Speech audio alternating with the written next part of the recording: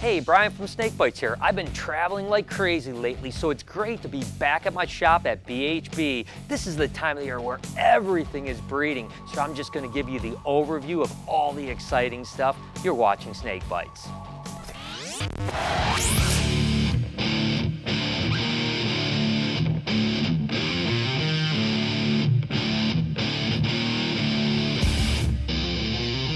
Over the last month or two, I've been traveling all over the country, checking out and filming some really cool reptile collections. So it's really great to be back at BHB, and it's an exciting time of the year because there's only a very small window of time where everything is breeding, and it happens to be right now. Now, you guys know we've been breeding the boas and pythons for the last 4, almost 5 months. We're at the very tail end of that breeding. As a matter of fact, this is the girl that will lay our first clutch of ball python eggs. She's just a huge big normal, but she was bred to a super bamboo, so I'm pretty excited because every baby that hatches from this clutch will be a bamboo. Now, the bamboo project is a new mutation that is a co-dominant mutation, and it's super cool. So it's just going to be really exciting to produce some of those guys. But we have so many projects that I'm excited about. I can never fit them into just one show. Even something as simple as this beautiful blue-eyed leucistic that happens to be het for ghost that was taken to a hidden gene Woma ghost ball python so they could actually be some ghost soul suckers. And soul suckers are amazing animals in their own right, but ghosts are just going to be breathtaking. So we're really excited about that. And another mutation that just started to come out in the last year or two was the bongo ball pythons. Well, this is the first girl that will lay. She just shed, so she's about 30 days away from laying, and this was bred to a bongo male, and it's a Woma lesser pin. So that's going to be pretty cool to maybe see our first 4-gene bongo mutation. I tell you, ball pythons are super exciting, and I've got lots more to show you.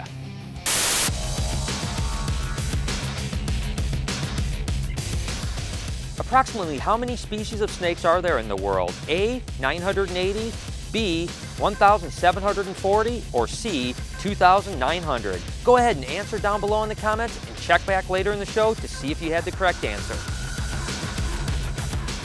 In this week's Reptile Report Spotlight, we'll be highlighting arachnoboards. Go ahead and check out the URL down below or click on the link in the description. I could always go on for hours about the exciting ball python projects that we have going on this year. It's going to be an awesome time. But this girl here is a real special one to me. She's the mom to the first captive bred sunset ball python. Now, she's actually produced the last 2 years for me. And guess what? She's about to ovulate again. So that's 3 years in a row. So I can't wait to get those nice red babies again. And we've also bred him to a bunch of other cool things, and we have an albino that's about to lay, and I'm pretty excited to see those albino red babies in the future. That's going to be pretty awesome.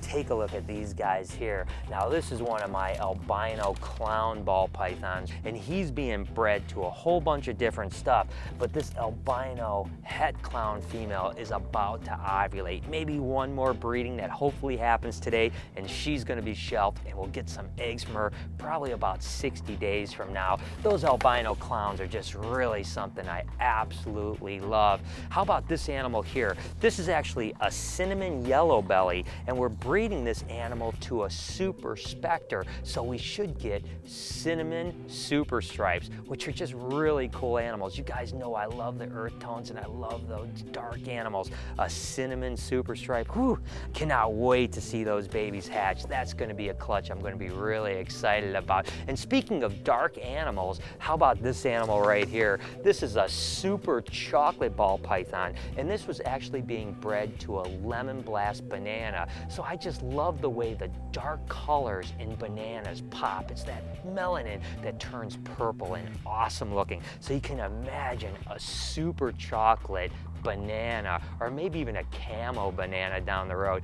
That's gonna be one wicked animal, and this is the start to the whole project. She's about to ovulate. I'm so excited. But hey, let's not talk about ball pythons all the time. Let's move on to some other boas and pythons. Now, every year I always ask myself one question: will this be the year that I finally solve the boa mystery when it comes to breeding? Everyone knows that I've been working with boas for a long time, and I just don't seem to have very good luck. Sure, I produce some now and then, but not nearly as frequently as what I'd like to. Now, believe it or not, this is an adult female het berry blood boa. Now, they're Central American, so they stay much smaller. Sure, this girl could get bigger than this, but she's big enough to breed. You could tell she's kind of feisty. Now, believe it or not, she's normally super tame, but now that she's gravid, she is just a whistle for sure. You can see how fat she is, and I'll be lucky to get out of here without a bite. But I just can't wait to potentially produce berry bloods. Now, I will say I've been much more successful breeding the Central Americans like the leopard boas than the Colombians, but hopefully this year I'll solve it and finally produce a whole bunch of Colombian boas. Now, this is just a really nice big double het snow girl that's ovulated recently, bred to a snow male. So it'd be so awesome to produce anneries, albinos, and even snow boas. And she's a big girl too, so I'm sure she would have a really nice litter. How about this animal here? Whew. This is a clutch I am so excited about. And this is a hypo het for albino, bred to a Sunglow Arabesque. So those could be some super hypo Sunglow Arabesque boas. Now that would be amazing. Again, I have no idea if I'll be successful, but I know one thing: I have a whole bunch of gravid boas right now. So hopefully in the next few months, I'll be opening up cages and seeing a whole big old mass of baby boas. Now that would be an accomplishment. Let's move on to some other pythons. There's plenty other boas that we work with as well. Take a look at this beauty right here.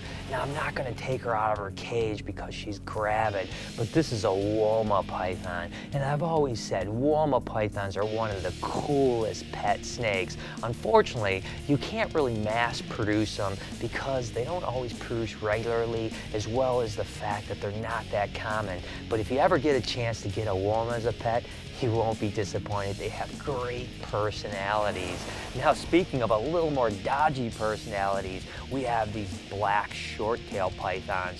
Now, I know I get ripped on every now and then because every time I talk about blood pythons or short-tailed pythons, I say that they're nasty. The truth is, the vast majority of them are super great animals, but every now and then you get a cantankerous one. But look at this girl right here. She's just loaded up with eggs. It's gonna be really cool to come in and see that beautiful animal just wrapped around those pearly white eggs within about a month.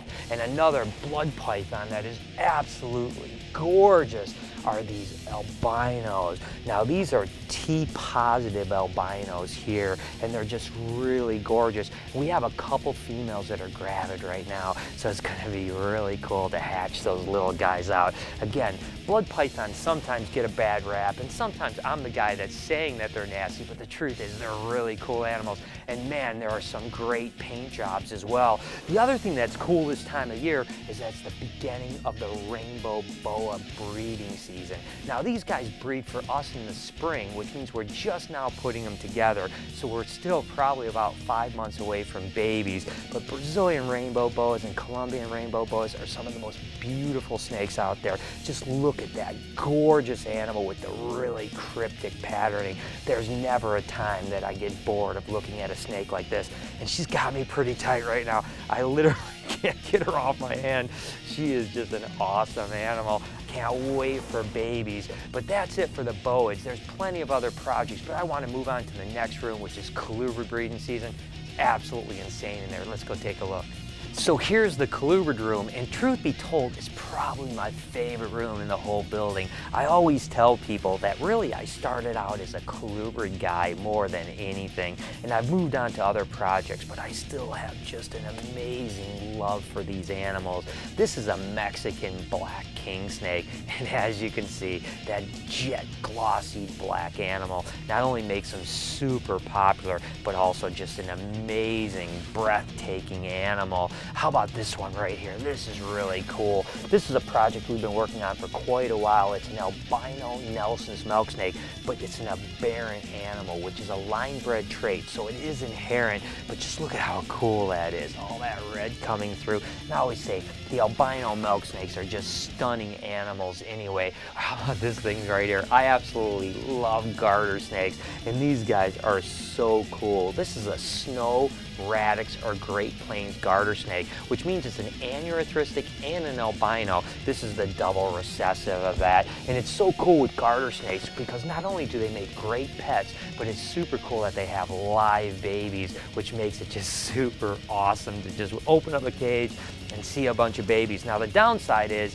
that if you're not careful, they'll get out these cracks and you'll have baby garter snakes all over the place, so we have to be really careful. Here's another line-bred animal. We call these Oreo Pueblan milk snakes. Now most milk snakes have red, black, and yellow. We've actually line-bred this particular mutation to get rid of the red. You can still see a little bit in the triads, but the majority of them are just black and white, which is kind of different. You're going for something opposite of the normal milk snake, but I think that they're really cool, and oftentimes they have those really cool sock heads too, the big white bands. And albino prairie kings are really cool snakes as well. These are animals that you just don't see around very often. 10 or 12 years ago, they were relatively common. Now there's only a handful of people in the entire country breeding them. Again, they're a smaller king snake, and they're kind of unique in a lot of ways, but I actually really like them, and I'm so happy that we're still working the project. Another milk snake that is really cool as well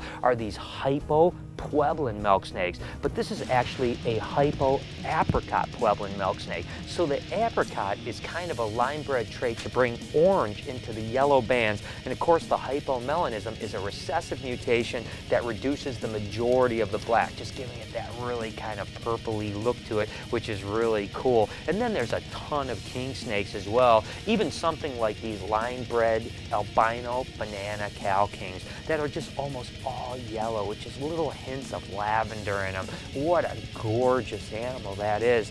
And again, there's a gazillion different cow kings that we work with, and I love them to death because they make great pets. They're really easy to breed, but this is a new mutation we've been working on in the last few years. We call them albino iridescent cow kings. Now what they actually are is an albino ghost cow king, but for some reason some of them come out with this kind of iridescent look to them. Now you might ask what this marker trait is here. That's not part of the snake. We actually mark them with silver markers just so we can easily tell what the male is when we're switching males and females, because hey, you don't want to have to sex every snake every time you pick it up. It's a great little trick that you guys can use. Let's look at some corn snake.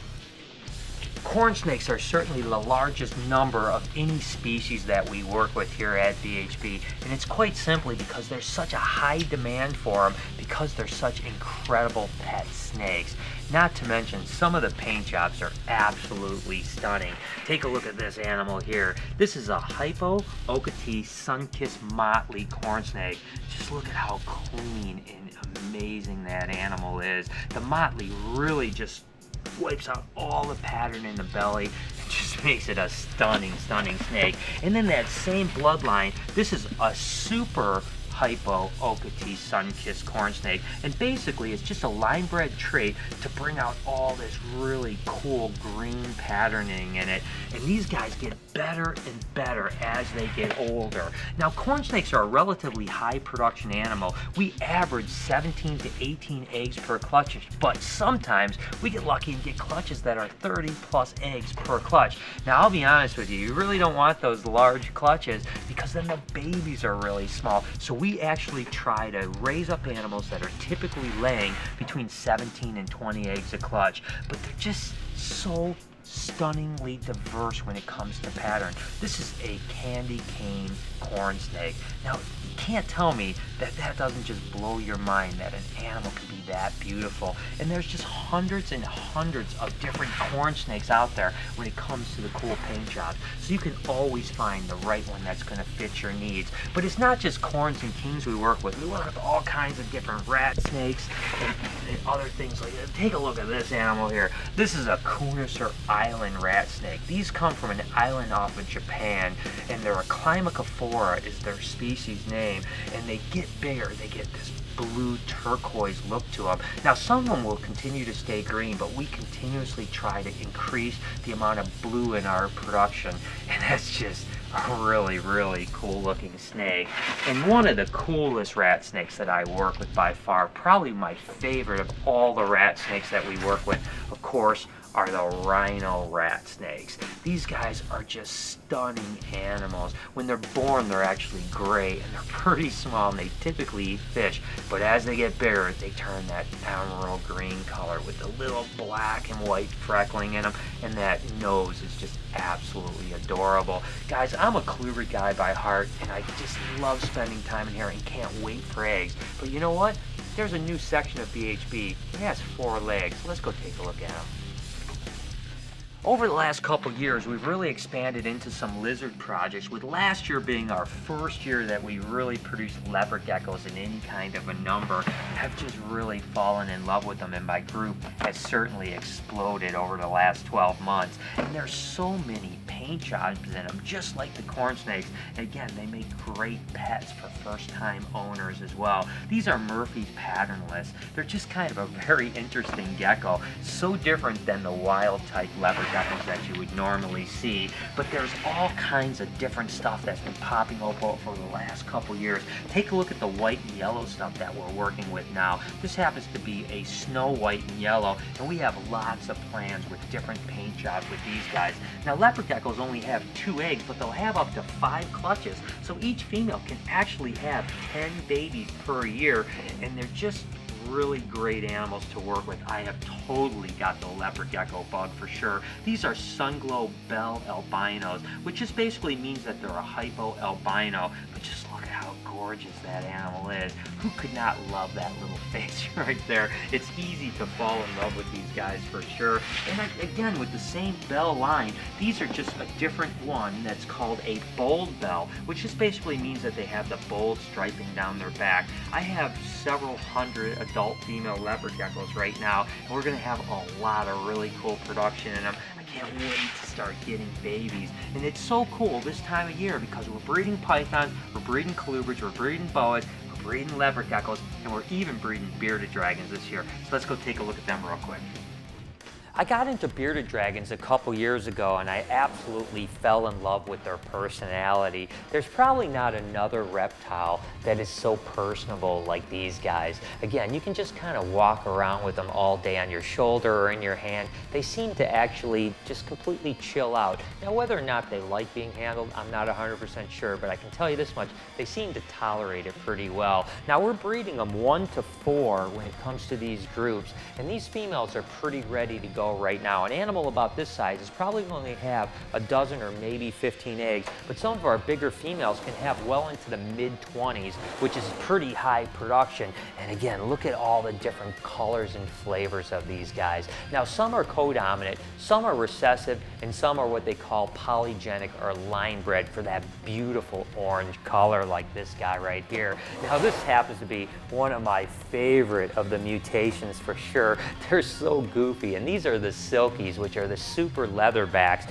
and this is a female that's just going to breed for her first time this year. Now, hopefully we'll have great success with producing a bunch of baby bearded dragons, because again, they make great first pets. As you can see, guys, there's tons of stuff breeding, and I'm so excited about this time of the year. But you know, everything here at BHB isn't just about breeding. We still have to raise for the future. I just want to share one project that I'm pretty excited about. Let's go take a look. Now, we're always raising up snakes for future breeder stock. All of these are corn snakes that will be future breeders here, but every now and then I get a little bit of a pet project. You guys know I absolutely love scaleless snakes. These happen to be scaleless Texas rats, and look at the little bugger. He sure is a feisty one. They've got some pretty cool attitude. So this particular line seems to be really, really clean, and that's why I've been line breeding them. Some sort of polygenic trait for sure. You can see how it's just kind of got that bluish look to it. But this entire line just continues to stun me. Let me show you a couple of the siblings. Now this one is gorgeous too. Look at the contrast there, red and black. That is an amazing snake, and I'm just so excited to next year be breeding this particular line back to one another and producing all stuff just like this red one or that bluish one. But my absolute favorite one from this bloodline is right here. Take a look at this animal. Holy cow, look at that. Now, is that awesome or what? As you can see, guys, there's a lot of stuff going on here at BHB. It's a great time to be a reptile breeder with all this breeding and eggs and babies soon around the corner, and also some really cool projects to look forward to in the future. Hope you guys enjoyed this as much as I did. Approximately how many species of snakes are there in the world? If you said C, 2,900, you're 100% correct. Good job. So there it is. I hope you guys enjoyed the show. It sure is an exciting time to be a reptile breeder. And as always, through the entire breeding season, I'm Facebooking and tweeting pictures. So make sure to follow me over at SnakeBytesTV. Until next week, you've been watching Snake Bites.